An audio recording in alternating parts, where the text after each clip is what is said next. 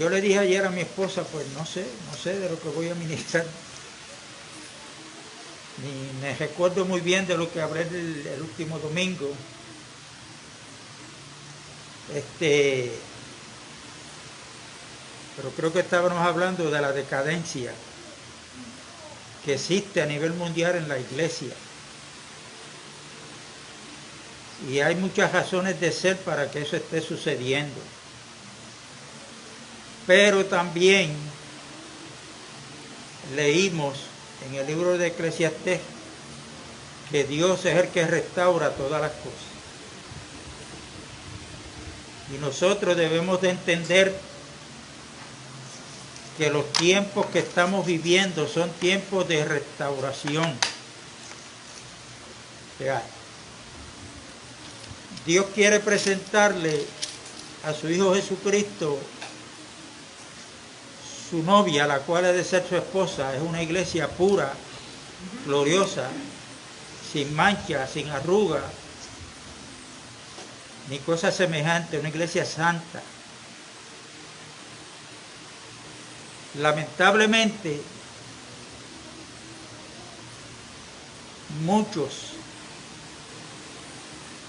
que hoy se congregan, estoy hablando en términos generales, en diferentes localidades,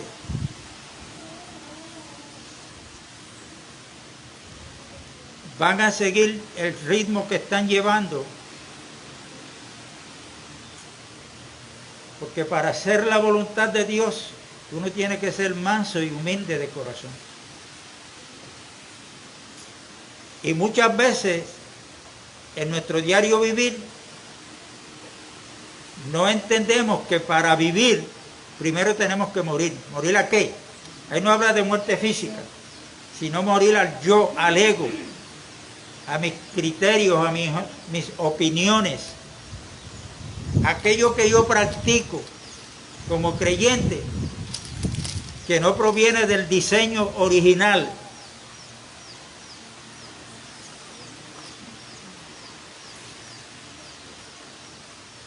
Y hay mucho esfuerzo humano, mucha capacidad humana manifestándose. Y de eso tenemos ejemplos en la Biblia. Aquí se predicó una vez, Dios nos dio una palabra, cuando los filisteos habían robado el arca que tenía que estar en el tabernáculo. Y hablar del arca en el viejo pacto era hablar del lugar donde Dios se presentaba a hablarle a Moisés y a Aarón. Esa arca es tipo de Cristo Jesús. Los filisteos se la habían llevado. David hizo lo propio, se preocupó por el arca, había que recuperarla. ¿Cuál fue el problema? Que Dios había determinado que el arca, quien podía cargarla, no era cualquier cosa, ni era en cualquier medio de transportación. Dios había destinado a los levitas para que cargaran el arca, no era nadie más. David hizo lo correcto, pero por un medio incorrecto. Él consiguió una carreta de bueyes y a mí me llama la atención porque la Biblia dice que era nueva. Parece que nadie la había estrenado.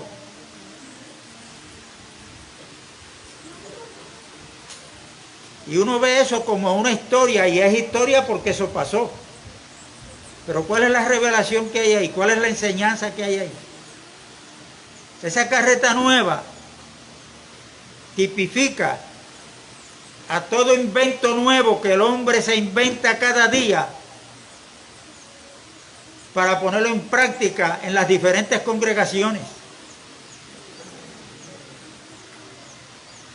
Y el hombre, Dios no le ha dado la oportunidad para que invente nada. El hombre lo que tiene, nosotros lo que tenemos es que someternos al diseño de Dios. Al diseño de Dios. Ahora la presencia de Dios, quien la llevaba era Cristo.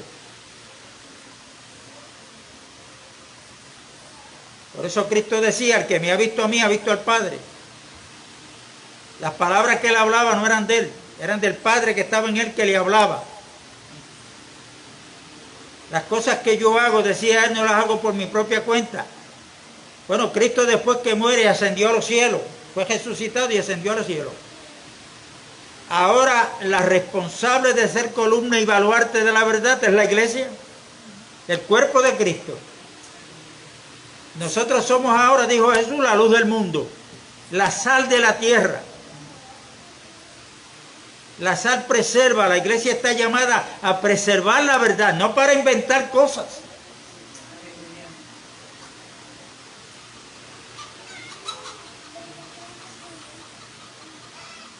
Y hermanos, Cristo, según las señales nos dicen, el regreso de Cristo es inminente. Y yo sé que a muchos van a entender muchas cosas, pero el asunto es que no es entender, es qué es lo que yo tengo que abandonar.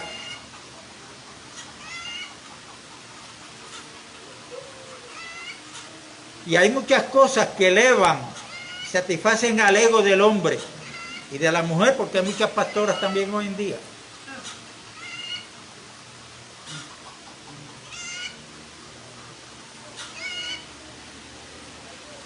Y por eso es que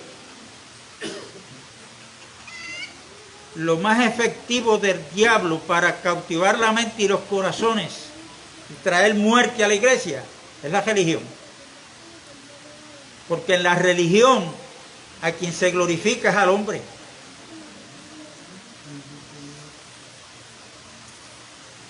Y hay que llamarles reverendo.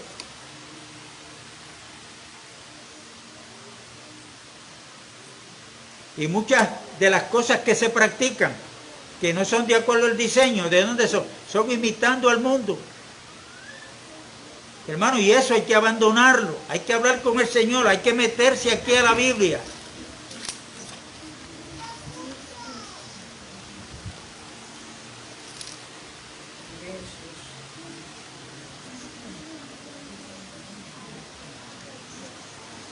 Y yo puse aquí 5 cosas que están afectando a la iglesia a nivel mundial, y esto, vuelvo a repetir, esto es para que oremos, no para que salgamos corriendo, y que personalmente le digamos a Dios en oración: Señor, si yo tengo que ser humillado por ti, hazlo. Dios le dio 3 opciones a David, porque David hizo algo que no estuvo en conformidad con la voluntad de Dios, y fue que hizo censo al pueblo, a ver cuántos eran.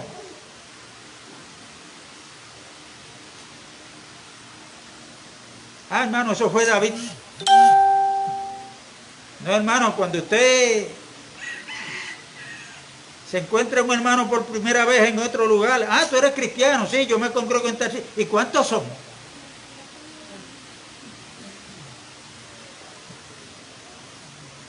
Hay que tener ese censo hecho para decirle: mira, somos tantos.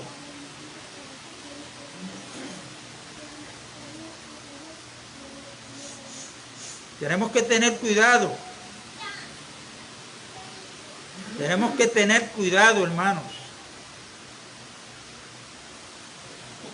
Y Dios le dio 3 opciones a David por ese pecado. De los 3, David escogió y le dijo a Dios a través del profeta. Escogió la tercera opción. Yo prefiero estar en las manos de Dios, que tiene misericordia, y no en las manos del hombre. Porque podían venir el enemigo a arrasar con medio mundo, una peste, una plaga como la que tenemos hoy. Pero David prefirió estar en las manos de Dios, que fuera disciplinado por Dios. Porque David dijo: porque Dios tiene misericordia.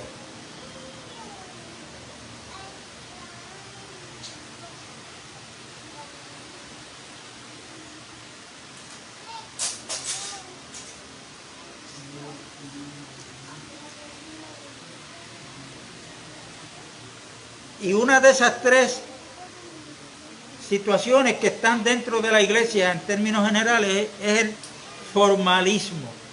¿Qué es el formalismo?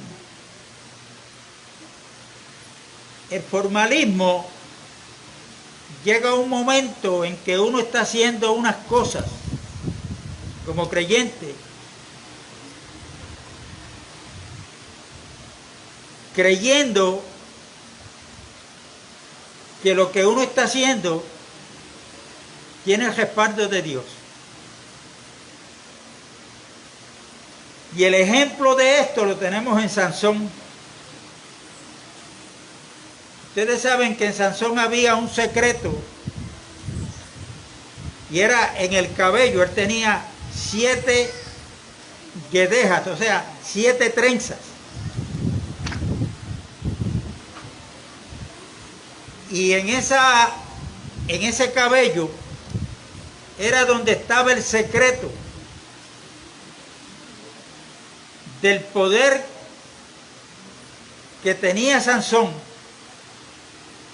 Y los que han leído la historia, ustedes saben las victorias de Sansón sobre animales, sobre los enemigos, hasta que al final estuvo andando por caminos no correctos. Entra en matrimonio con Dalila y fue tan grande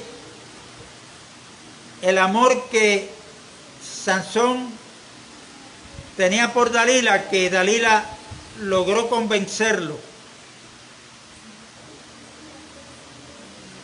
Y antes de convencerlo, ella siempre hacía las gestiones para que los filisteos vinieran donde Sansón y lo eliminaran, porque Dalila no amaba a Sansón.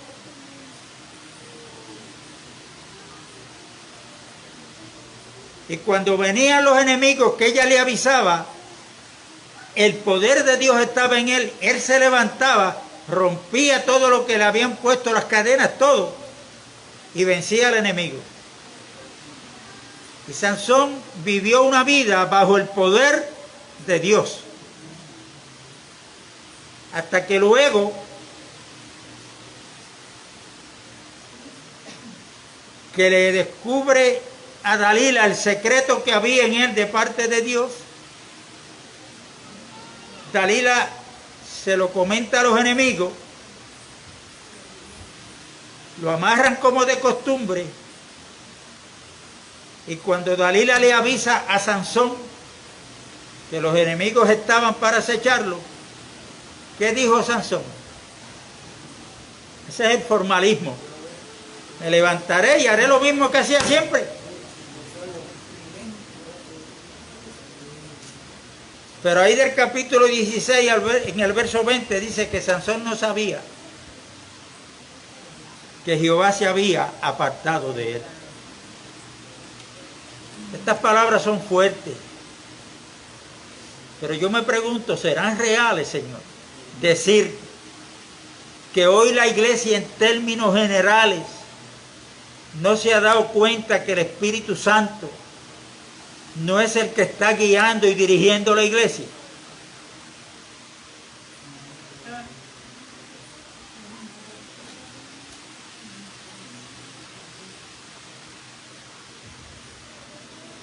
Entonces, ustedes ven en términos generales, nosotros vemos que la iglesia está tratando de hacer algo que la iglesia al principio, desde Pentecostés, comenzó a hacer. Y muchas distorsionadas.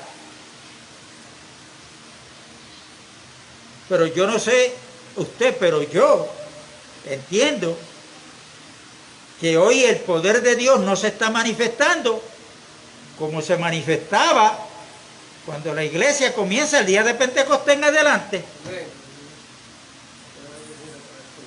Pero mucho pueblo está tratando sin darse cuenta que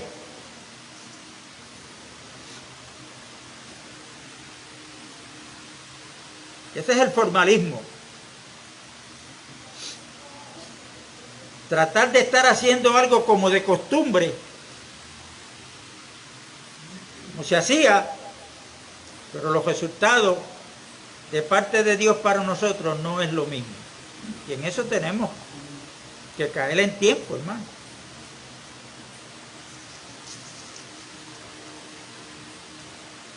La otra es las tradiciones. Aquí se ha hablado mucho de esto y hay que seguir hablando. Las tradiciones son un peligro. Marcos 7:9, Jesucristo dijo a los escribas y fariseos: ustedes han invalidado la palabra de Dios por vuestras tradiciones.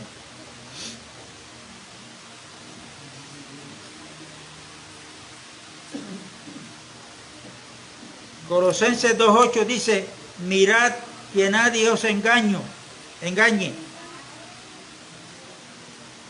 Las tradiciones vienen como un engaño para el pueblo de Dios, hermano.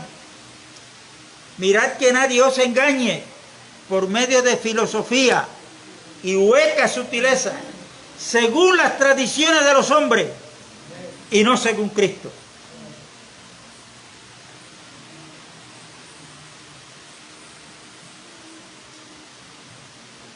Yo creo que si, un día lo dije aquí, lo voy a repetir. Si algún día un legislador, un senador se propone hacer un proyecto de ley para celebrarle, dedicarle un día al diablo, eso va a caer como tradición. Yo no sé cuántos cristianos lo van a celebrar. ¿Cuántos pastores lo van a implantar en las congregaciones? Porque dentro de las congregaciones hay muchas cosas que vienen del mundo, de las tradiciones del mundo.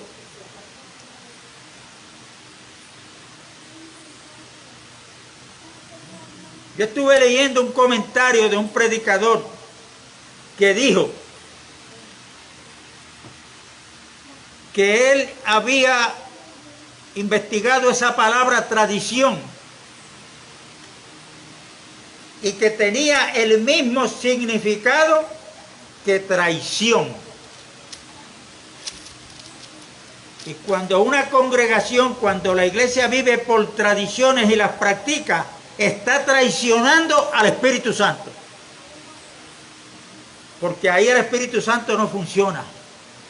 El Espíritu Santo vino para glorificar a Cristo, para guiarnos a toda verdad y a toda justicia,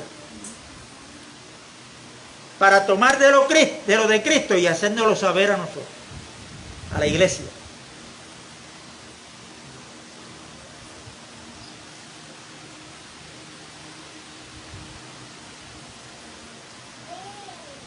El legalismo, todos sabemos, los que leemos la Escritura, que la oposición más fuerte que tuvo Cristo fue los legalistas.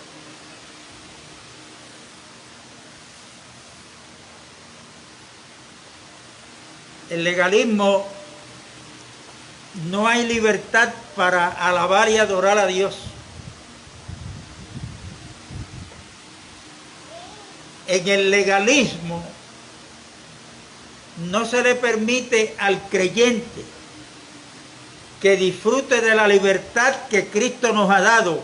Cristo mismo dijo: si el Hijo os libertare, seréis verdaderamente libres.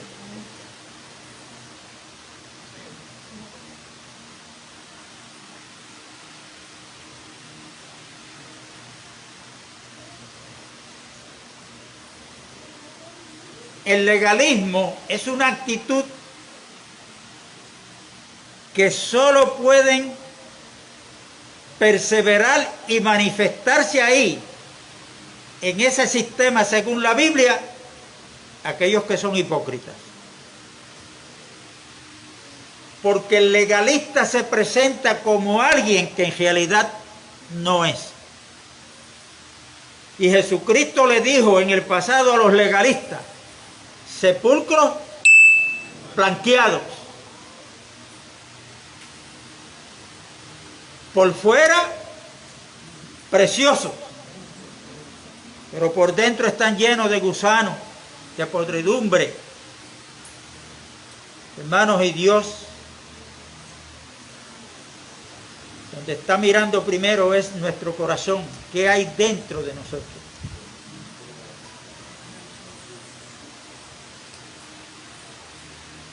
El legalismo te prohíbe aquello que el Señor te ha dado libertad para que lo disfrutes.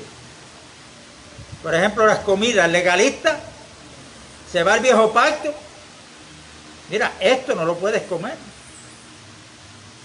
no puedes hacer esto otro, no puedes tocar, no puedes ir. Ese es el legalismo. En el nuevo pacto dice que por la oración los alimentos son santificados. A veces nos creemos que el sacrificio de Cristo fue por nosotros nada más. Por más nada. El sacrificio de Cristo hay que estudiarlo muy bien en la Biblia. Cada día encontramos, cada día cuando escudriñamos la Biblia, todo lo que el Señor Jesús logró en su vivir, en su muerte, en su resurrección, y ahora que está a la diestra del Padre intercediendo por nosotros.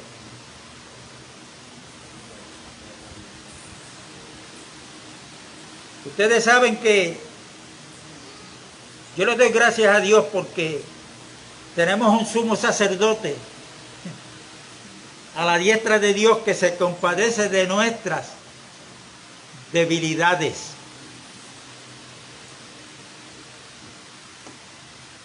Por eso yo públicamente ahora en esta prueba que estoy pasando, digo, hermano, soy débil. No me quiero dar brillo de que soy fuerte. Aquí el fuerte es Cristo Jesús. El que me quiera criticar, pues hágalo. Pero tenga cuidado, porque Dios al que ama disciplina. Esto que le voy a decir no está en la Biblia. Es un refrán que yo aprendí allá en Naranjito. No es lo mismo llamar al diablo que verlo venir. Y mientras estamos lo más bien, no logramos penetrar en la condición que está el hermano. Y hace muchos años atrás Dios me dio un mensaje que lo traje aquí. Cuando Cristo sanaba a muchos enfermos, la Biblia dice era que tenía compasión de ellos.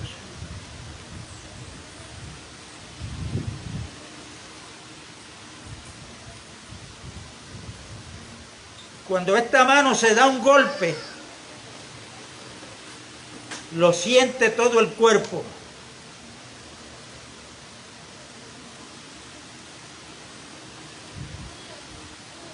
Para muchos, hombres o mujeres, cuando están pasando por una situación, les gusta la soledad. Ese es su carácter y hay que respetarlo. Hay otros como yo, que la soledad me hace mucho daño. Máxime en esta prueba de ahora. Mi hija, ¿dónde está? ¿Cuánta distancia hay de donde ella está a donde yo estoy? Y aunque yo saque un pasaje y vaya allá, ¿para qué? Porque no la puedo ver.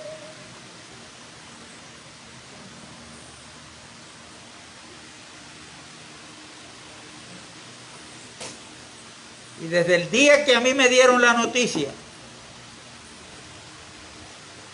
la primera noche yo la pasé en blanco.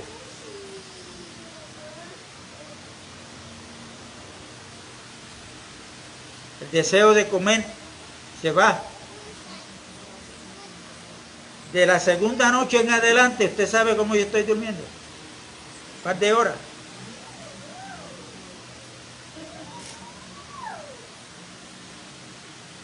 He tenido que recurrir, después del Señor, al night time. Night with night time.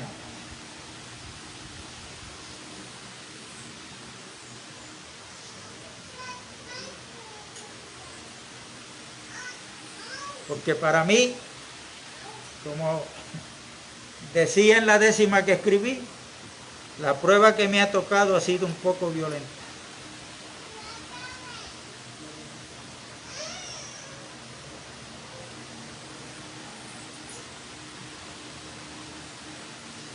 Así es que el legalismo tenemos que tener cuidado con la sin hueso, porque es que nos creemos a veces que tenemos más fe que nadie, que somos más santos que nadie. Y en el legalismo es una religión que nos lleva, e inclusive, a dudar de la persona y obra que hizo Cristo Jesús. Porque en el legalismo yo estoy haciendo algo para, no porque.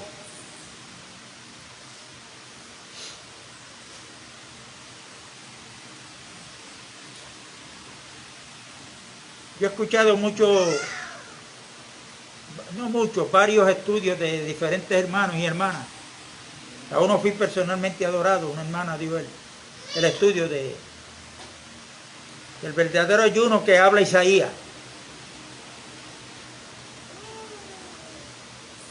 Yo no sé cómo interpretan la Biblia, porque, hermano, hay que ayunar para romper cadenas, pero eso es lo que dice ahí.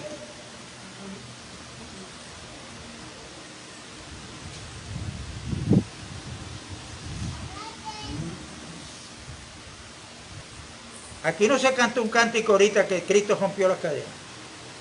¿La rompió o no la rompió? Sé que tengo yo que romper con ayuno. Entonces, la escritura mal interpretada nos lleva a hacer cosas que el diseño no lo dice. El verdadero ayuno es que yo me abstenga, que no sea egoísta. Y si tengo de comer, que le dé al que no tiene, que comparta mi comida, que comparta mi vestido con el que no tiene,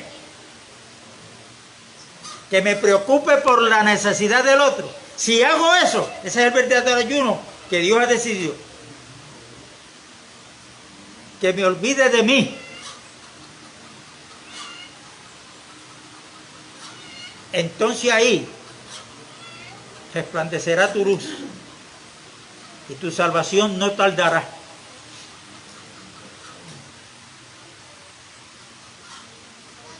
Entonces todos estos actos que se hacen por imposición, el peligro de eso es que, número uno, que no están en el diseño. No, pero yo sigo creyendo en Cristo, pero estoy haciendo cosas que me llevan a dudar de la persona y obra que hizo Cristo Jesús. Ahora, si usted lee los 7 mensajes de la iglesia Apocalipsis, usted va a encontrar ahí algo que el Señor dice: al que venciere. Entonces luego viene la recompensa. Pero ¿qué es lo que tenemos que vencer? Bueno, pues si estudiamos la situación de cada iglesia, mire a ver si no son cosas que se han metido dentro de la iglesia, que no están de acuerdo al diseño, y el Señor quiere que lo eliminemos eso. Para eso hay que vencer. ¿A vencer qué? Mi ego.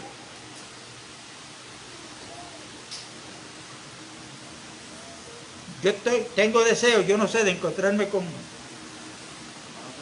un hermano que yo lo conocí en un festival de trovadores en Arecibo.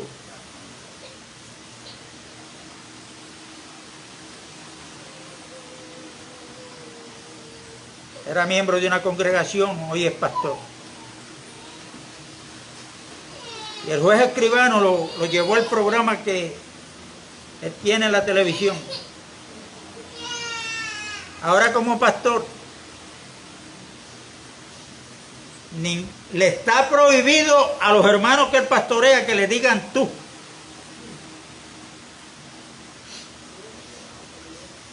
Porque eso es una falta de respeto. Hay que tratarlo de lejito ahora. Hay que ponerse guantes, no por el COVID.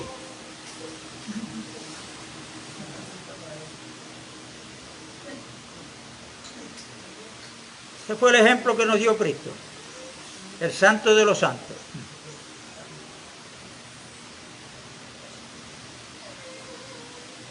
yo digo, bueno, está bien, pero entonces los hermanos que están ahí, ¿no leen la Biblia ahí?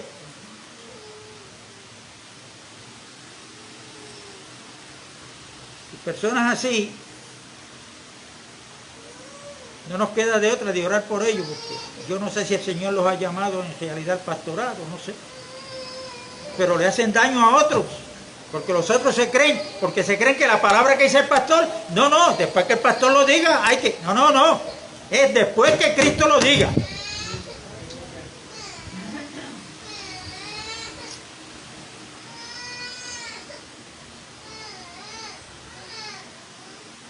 Y estamos viviendo en un tiempo difícil. Jesucristo,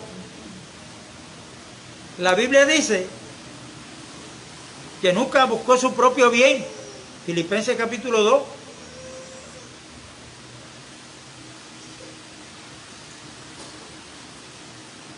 Cristo podía defenderse. No lo hizo. La oveja que llevaban al matadero en el viejo pacto, la llevaban y ella iba, pero no sabía lo que le iba a pasar. Cristo como oveja, como siervo de Dios, como el Cordero de Dios, sabía lo que le esperaba. Y cuando lo llevaron, dice que enmudeció, que no abrió su boca. Como cordero fue llevado al matadero, no abrió su boca. Pero yo estaba viendo en un video a una pastora que está hecha de mantequilla.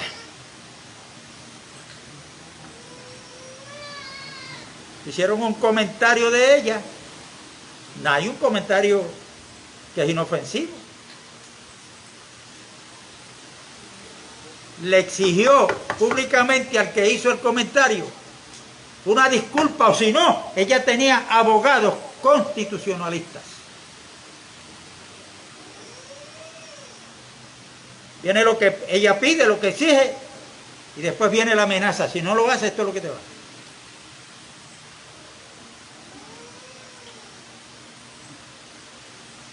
Y yo digo esto, no es para criticar, eso es una realidad. Es que Pablo dice que debemos de imitar lo bueno, lo malo no. Y nosotros aquí en este mundo no estamos para defendernos. Esta es la parte difícil.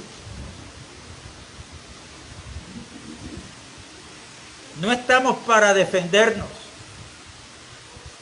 Y aquellos que lo hagan y que amenacen, hermanos, no imitemos a los tales. Simplemente oremos por ellos. Pero eso no se puede imitar, esa actitud.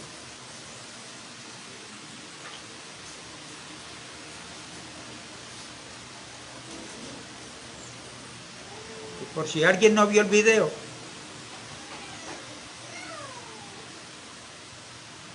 esa fue la hija de Torres Ortega. Nosotros no podemos imitar eso.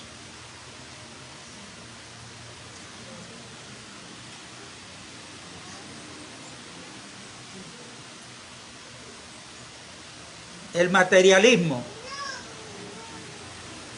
Bueno, el materialismo, ahí tenemos la historia de la iglesia, que ahí está tipificada en el último mensaje de las 7 iglesias, que es la Odisea. De esto no tenemos mucho que hablar, porque de esto tenemos conocimiento todo, cómo está un % bien alto de pastores, evangelistas, cantantes, que todo lo hacen, pero es por esto, por el dinero. En el diseño, el autor, que es Cristo Jesús, dice que debemos dar por gracia, porque por gracia hemos recibido. El que tenga el don de cantar debe hacerlo por gracia, porque por gracia ha recibido ese don.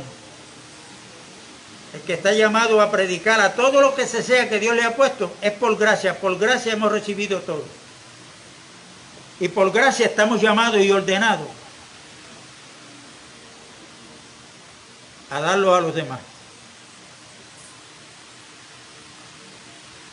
Esa iglesia dice que está bien porque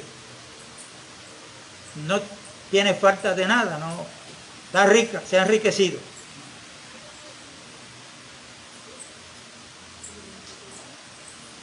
Y ahí está. Pero cuando vemos el final, ¿dónde está el dueño de la iglesia? Esa iglesia le está pasando como a Sansón. Ahí está la iglesia, pero el Señor no está en ella. Está afuera, haciendo un llamado. Porque Dios no quiere que nadie se pierda. Dice Pedro, Él está esperando, Él es paciente para con nosotros. Y nosotros todavía tenemos que arrepentirnos de muchas cosas. Y arrepentirnos es cambiar de dirección.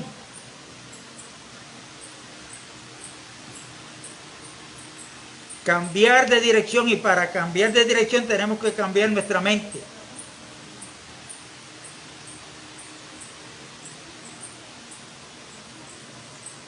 Y el liberalismo, que es aquello que dice Isaías capítulo 5, y en el verso 20, donde Dios a través del profeta dice, hay de aquellos que a lo bueno le llaman malo, a lo malo le llaman bueno, a lo dulce le llaman amargo, y a lo amargo le llaman dulce, a la luz le llaman tiniebla, y a las tinieblas le llaman luz. Todo lo han cambiado. Ustedes saben cómo se está manifestando el género humano, el ser humano, una apostasía rampante.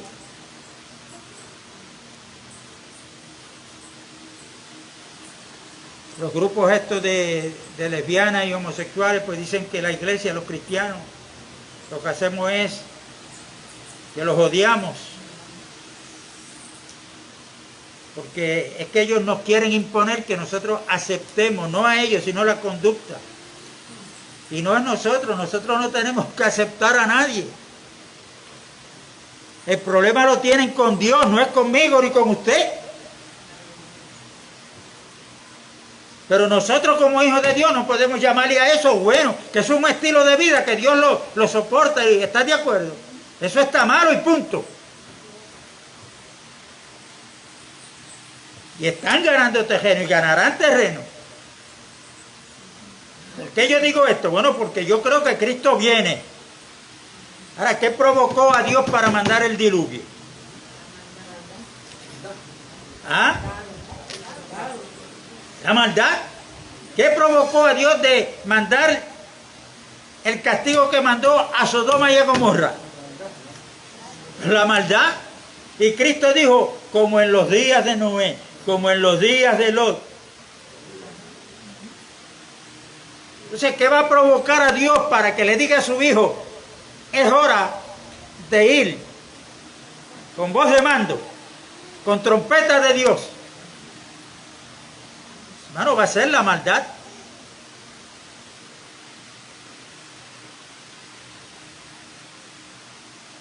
Va a ser la maldad.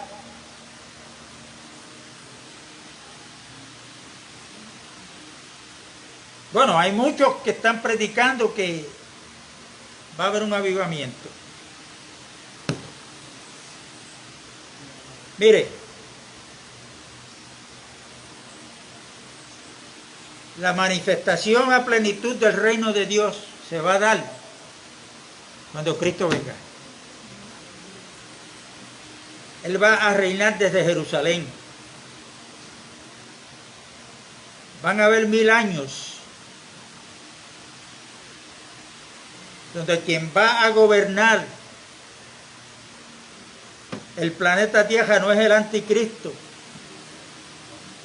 El anticristo tendrá un momento, tendrá su tiempo, pero va a ser momentáneo, va a ser temporero.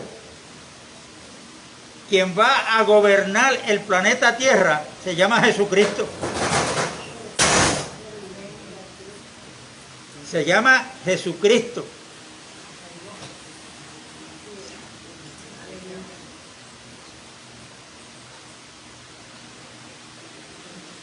Y ahí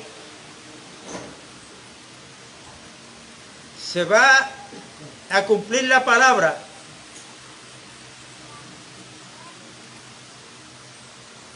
que la tierra será llena de la gloria de Dios. De la gloria de Dios.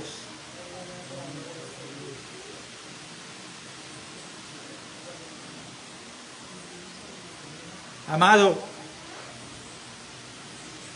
pero estamos viviendo un tiempo en que muchos hablan del reino, pero pensando única y exclusivamente y buscando las añadiduras que se encuentran en el rey de ese reino.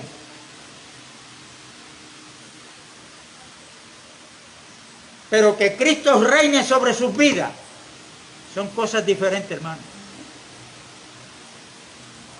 Son cosas diferentes.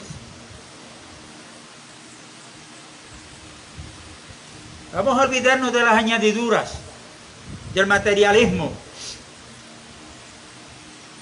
Recuerden que todo lo que tenemos, casa, carro, dinero, todo lo que tenemos material es temporero. Jesús dijo, consideren la mujer de Lot. ¿Por qué? Bueno, ella no recibió el castigo con aquella gente allá adentro, pero no pudo seguir hacia adelante. Porque después que sale de las puertas de Sodoma, en su corazón estaba lo que había dejado atrás.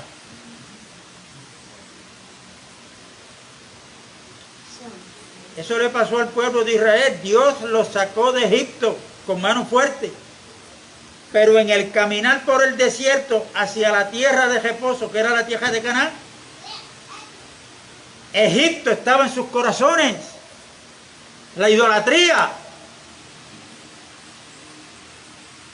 Y hasta deseaban volver allá.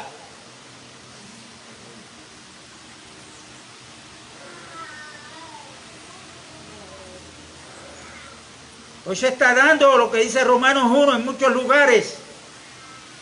Adoran las criaturas antes que el Creador.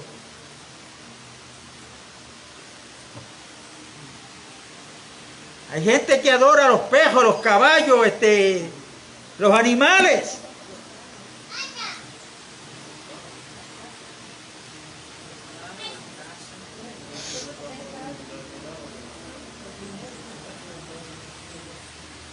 Estamos viviendo un tiempo difícil.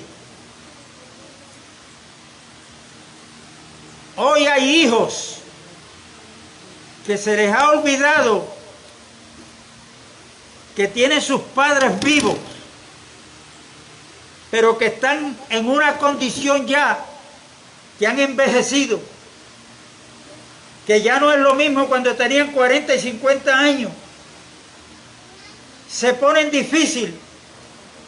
Y hay hijos que dicen, hasta le hablan malo a uno de ellos. Yo no puedo bregar. Ah, pero tú no te acuerdas cómo cuando tú naciste bregaban contigo.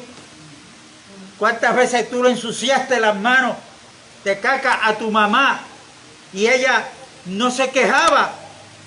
Era un gozo, un deleite para ella mantenerte limpio. Y hoy hay un rechazo de muchos hijos hacia los padres que han envejecido. Hermano, y esta es la época que nos ha tocado vivir.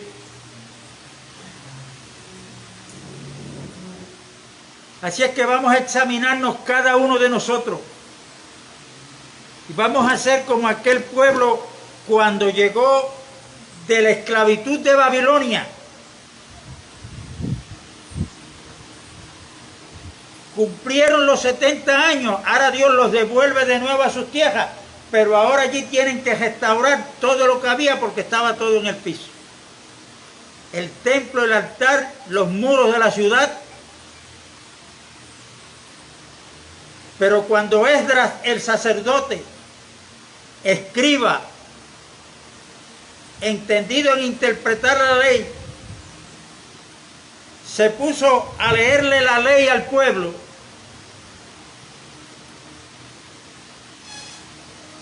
dice que el pueblo estaba atento. Y no fue una hora, ¿sabe?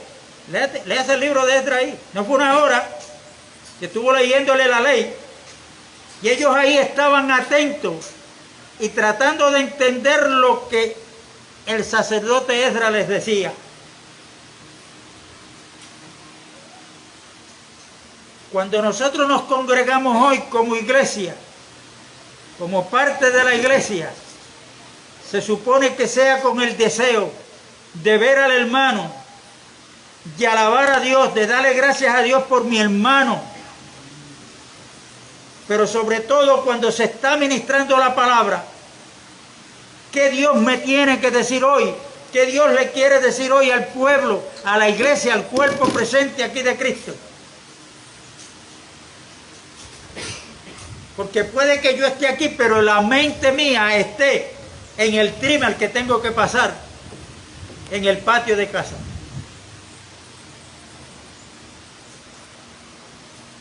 Y estas amonestaciones, hermanos, no es legalismo, es por nuestro propio bien. Por nuestro propio bien. Por nuestro propio bien, hermano. Así es que la paz de Dios sea con todos. Damos gracias a Dios a los hermanos que se conectaron con nosotros.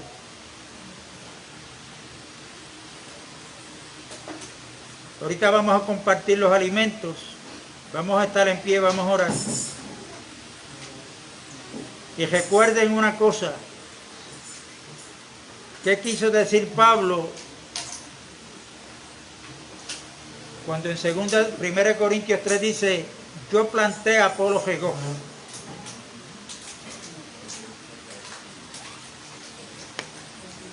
Qué bueno sería que aquí los jueves, y los martes y los jueves, seamos los Apolos del día de hoy. ¿Qué quiere decir eso? Que la palabra que Dios nos está dando, volvamos a ella martes y jueves, hasta que esto, en vez de logo, de palabra, se haga rema, se haga vida en cada uno de nosotros. Padre, en el nombre de Jesús te alabamos y te damos gracias. Gracias por esta reunión y por tu palabra, Padre. Gracias, gracias te damos, Padre, porque vemos tus misericordias manifestadas, que son nuevas cada mañana. Gracias, Padre, porque el control de la salud de Boli la tienes tú, no son los médicos. Gracias por la paz que tú nos das. Y gracias porque creemos que Boli ha de ser un testimonio viviente para que le hable a los médicos, le hable a las enfermeras y le hable de ahí en adelante a aquellos que tú le abras puertas, Padre, para que tu palabra corra y sea glorificada. Gracias una vez más, Padre, en el nombre de Jesús. Amén y amén.